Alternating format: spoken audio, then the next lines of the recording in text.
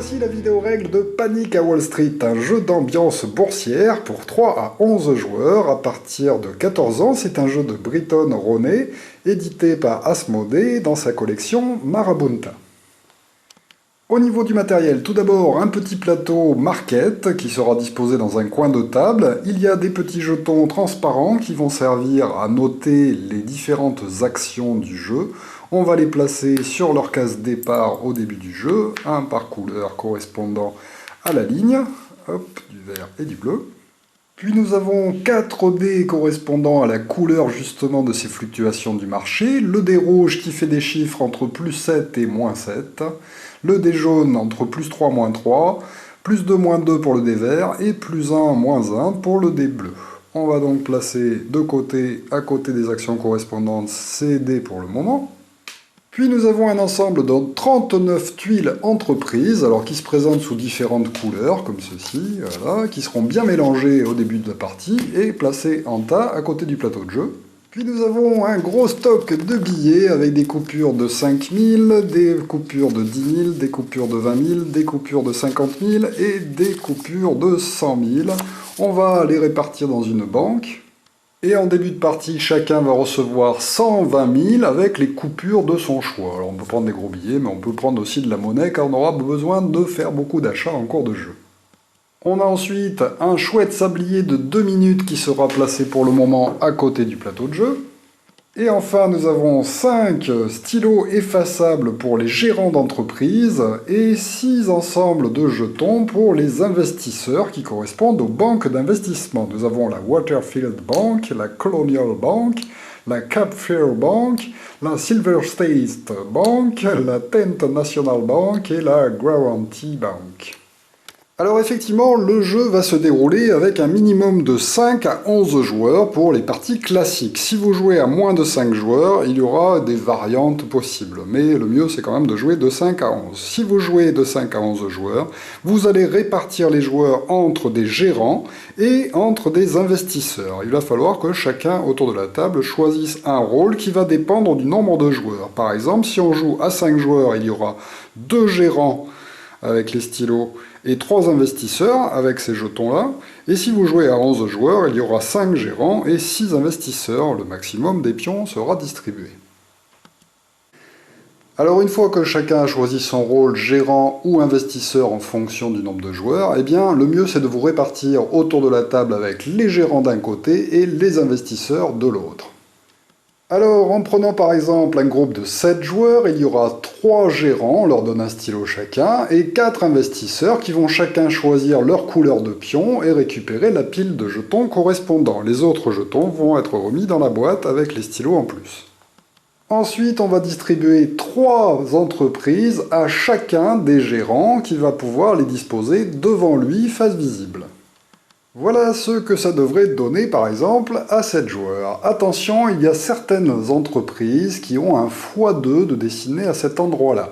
Si jamais lors de la distribution initiale des entreprises, un joueur a une telle tuile, eh bien on va la défausser et lui en donner une autre à la place.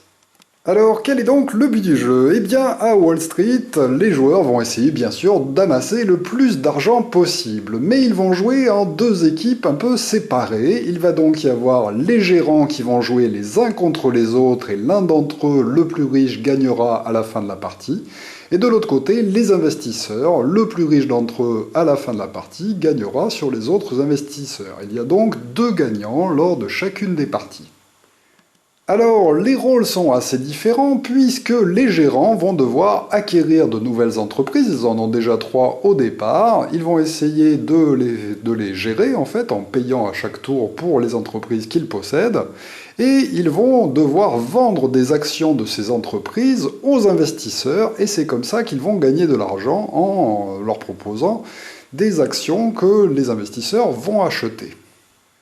Pour les investisseurs, ceux-ci vont gagner de l'argent en réussissant des bons placements, c'est-à-dire en achetant des actions des entreprises des gérants et en regardant les fluctuations de la bourse et en faisant les bons paris en fait sur les actions qui vont monter. Alors le jeu va se dérouler en 5 mois et lors de ces 5 mois, les joueurs vont tenter de gagner le plus d'argent possible. Sur chaque mois, il y aura différentes étapes à faire. Il y a 5 étapes à réaliser. Une étape de négociation, une étape de revenu des investisseurs, une étape de revenu des gérants, une étape de coût de gestion et une étape d'enchère. On repartira pour le mois suivant avec ces 5 étapes jusqu'à la fin du 5e mois. Et on commence par la première étape, l'étape de négociation. Alors lors de cette phase, on va retourner le sablier et pendant 2 minutes, les joueurs investisseurs vont pouvoir investir dans les différentes entreprises des joueurs gérants. Donc tout va se dérouler en même temps, les offres vont se faire, ah ben je t'offre 10, 20, 30 pour mettre un jeton sur celle-là, en sachant qu'il ne pourra y avoir qu'un seul investisseur par carte d'entreprise. Évidemment, comme la plus petite coupure du jeu est de 5000, je ne peux pas faire d'offres qui sont inférieures à 5000 en cours de jeu. Alors quoi proposer lorsqu'on est investisseur? En début de jeu, nous avons placé les jetons correspondant aux différentes actions qui correspondent aux couleurs des entreprises sur 30. C'est donc leur prix moyen. En achetant en fait ces actions, ils vont espérer que les cours vont monter lorsqu'on va passer à une phase suivante et lancer les dés pour les différentes entreprises. L'entreprise rouge a un risque élevé, c'est marqué sur le plateau de jeu, alors que l'entreprise bleue a un risque faible. Effectivement, ici, le jeton va pouvoir progresser de plus 7 à moins 7, ici de plus 3 à moins 3, ici de plus 2 à moins 2, et ici de plus 1 à moins 1. Donc en fait, plus vous prenez une entreprise qui se trouve vers le haut, et plus vous avez de chances de perdre de l'argent. Alors attention, lors de cette phase de négociation, les joueurs n'ont pas à s'échanger d'argent. Pour l'instant, c'est juste placer des jetons sur les entreprises sur lesquelles ils ont misé. Donc par exemple, un joueur pourrait négocier avec ce gérant-là pour lui dire « Eh bien, je veux placer un jeton sur cette entreprise, acheter une action, et je t'achète cette action pour 40 000 parce que je pense que la rouge va devenir très intéressante au tour d'après. » Si ce joueur accepte, il va alors accepter qu'on place le jeton dessus, sinon on ne place pas tant que la négociation n'est pas conclue. Et lorsqu'elle est conclue, le joueur gérant va pouvoir indiquer dans la petite case ici avec son feutre effaçable combien lui a proposé le joueur pour se placer là. On a dit 40, il va donc prendre cette petite plaquette et inscrire 40. Évidemment, tout est en milliers. Mais attention, ce n'est pas parce qu'un jeton a été placé sur une tuile que l'accord est forcément définitif. Avant la fin du sablier, il peut y avoir une renégociation. Ce joueur vert peut dire par exemple, eh bien moi il t'a proposé 40, allez je te propose 45 000. Le joueur rouge peut à ce moment-là décider de dire, ah ben ok, j'accepte ton accord, hop j'échange et je mets 45 000 à la place de 40 000 sur mon petit panneau. Hop, tu me devras 45 000. Voilà, tout est négociable. Alors évidemment, le joueur jaune peut dire « Ah ben non, moi je te propose aussi 45 000 pour pas que tu m'enlèves. » Enfin voilà, toutes les négociations sont possibles entre les joueurs, tout ça dans le temps du sablier. Mais attention, les jetons des investisseurs ont une autre face marquée « Closed ». Effectivement, les joueurs peuvent négocier avec les gérants afin de clore définitivement l'accord. C'est-à-dire que, par exemple, le joueur jaune pourrait proposer toujours à ce joueur-là de lui proposer « Allez, moi je t'offre 50 000, mais à condition qu'on clôt l'accord définitivement. » Si le joueur accepte, il va donc retirer par exemple le jeton vert.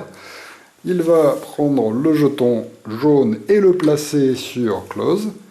Et il va pouvoir donc marquer le nouvel accord qui a été fait. Et à partir de maintenant, plus personne ne peut prendre la place. L'accord est définitif tant que le sablier n'est pas terminé.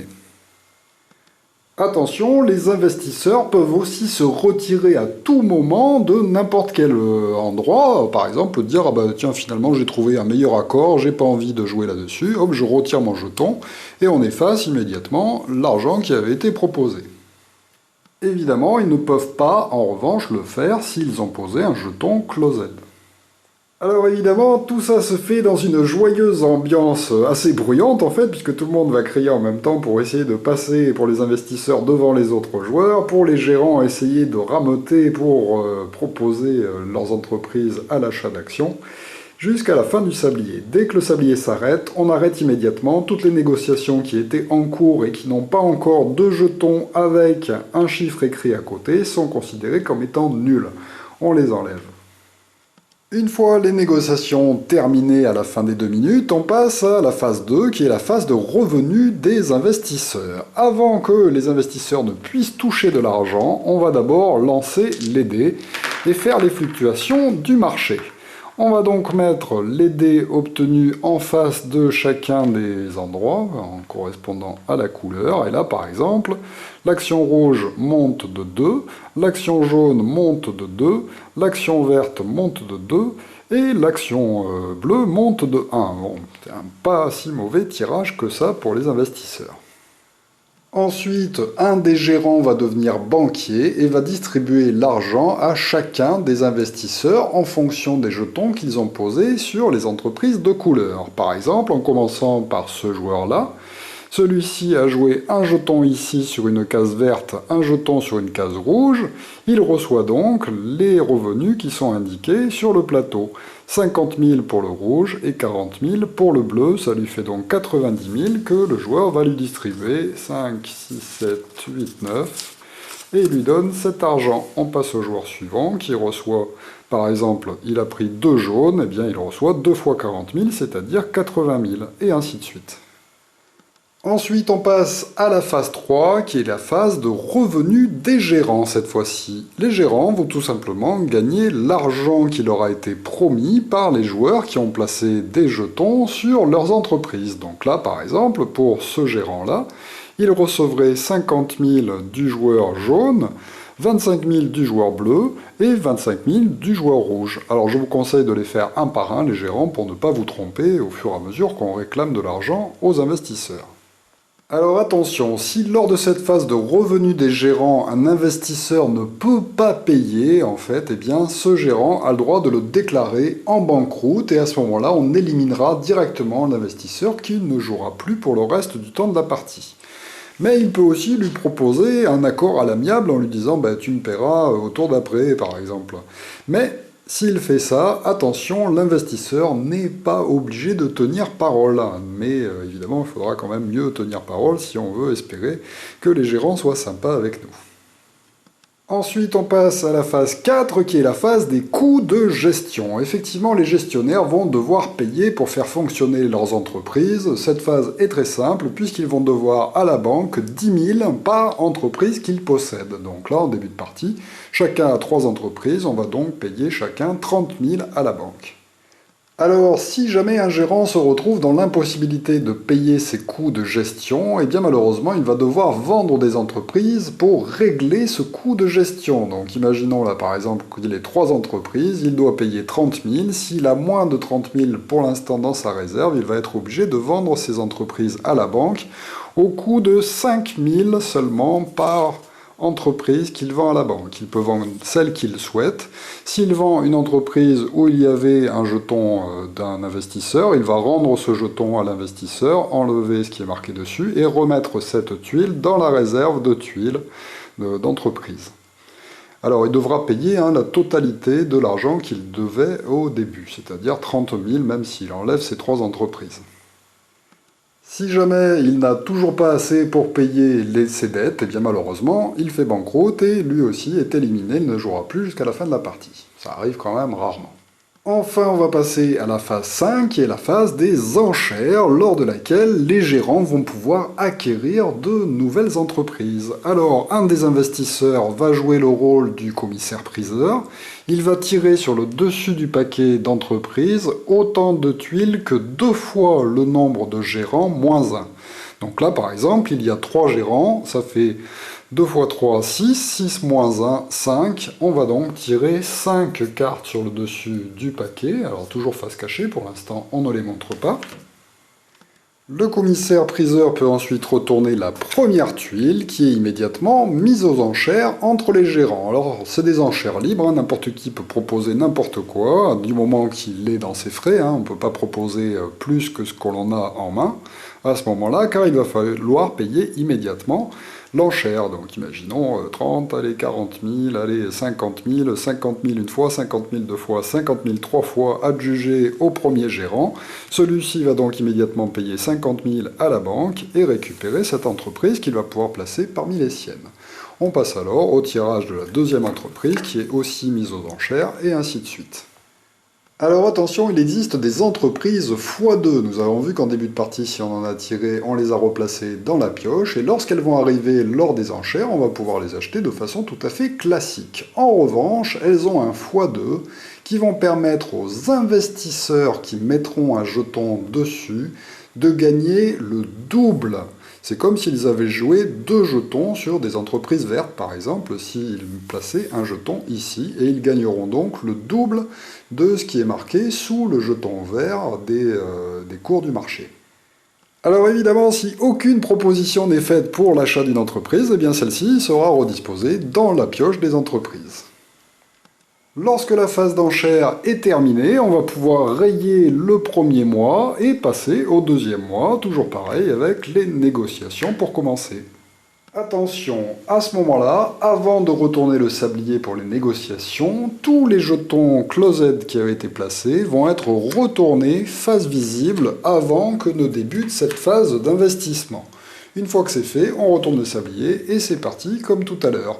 Alors les jetons sont restés d'un tour à l'autre, mais je vous rappelle qu'un joueur peut toujours décider de le retirer pour effacer immédiatement le prix qui avait été proposé, ou bien de renégocier en fait pour augmenter le prix ou prendre la place d'un autre joueur, enfin voilà, tout est possible. Évidemment, les gérants peuvent aussi réaliser cela en retirant directement d'eux-mêmes en fait un jeton et pour effacer l'ardoise, mais ils n'ont guère d'intérêt à faire ceci, ils ont plutôt intérêt à faire monter les enchères. Une fois le sablier terminé, on passe au revenu des investisseurs. Toujours pareil, hop, on lance les dés et on effectue les modifications nécessaires. Donc là, par exemple, le rouge qui était en risque élevé, hop, monte de plus 3. Il est arrivé au maximum, on ne peut pas dépasser le maximum. Par contre, le jaune recule de 2, le vert augmente de 2 et le bleu recule de 1. Alors évidemment, il peut y avoir à un moment des chiffres négatifs aussi qui apparaissent. S'il y a des négatifs, eh bien lors de la phase de revenu des investisseurs, ceux-ci devront payer l'argent qui est marqué en négatif à la banque. Une fois que les investisseurs ont reçu leur argent, ils vont payer aux gérants ce qu'ils leur avaient promis lors de la phase de négociation par rapport aux tuiles sur lesquelles ils ont posé des jetons. On passe ensuite au coût de gestion 10 000 par entreprise pour les gérants et enfin encore un tour d'enchère. Alors attention, lors de la phase d'enchère, il peut arriver qu'il n'y ait plus de tuiles d'entreprise, et bien à ce moment-là on vend les dernières entreprises, mais il n'y en aura plus de disponibles pour la suite du jeu. Le jeu se poursuit donc jusqu'au 5e et dernier mois, lors desquels on ne fera pas la phase d'enchère, en fait on s'arrête au coût de gestion, évidemment ce que les gens doivent payer, et ensuite on regarde qui a le plus d'argent chez les investisseurs, chez les gérants. Il y a un gagnant chez les investisseurs et un gagnant chez les gérants. Voilà donc pour Panic à Wall Street, un jeu d'ambiance assez bruyant évidemment, puisque tout le monde discute en même temps lors de toute la partie. C'est très drôle, ça se joue à beaucoup de joueurs et c'est vraiment sympathique. Il y a une variante évidemment, si vous jouez à 3 ou 4 joueurs, vous allez être à la fois investisseur et à la fois gérant. Vous aurez donc les 2 casquettes, et lors de la phase d'investissement, vous ne pourrez poser des jetons d'investisseurs que sur les entreprises des autres joueurs, et non pas sur les vôtres, évidemment. Si jamais vous faites banqueroute avec votre casquette d'investisseur, vous continuerez en tant que gérant seulement, et si vous faites banqueroute avec votre casquette gérant, eh bien vous continuerez seulement en investisseur. À la fin de la partie à 3 ou 4 joueurs, c'est celui qui aura le plus d'argent cumulé sur ces 2 casquettes qui l'emportera. Il n'y a donc qu'un seul gagnant à 3 ou 4. Merci de m'avoir suivi et à très bientôt pour une nouvelle règle de jeu. Au revoir.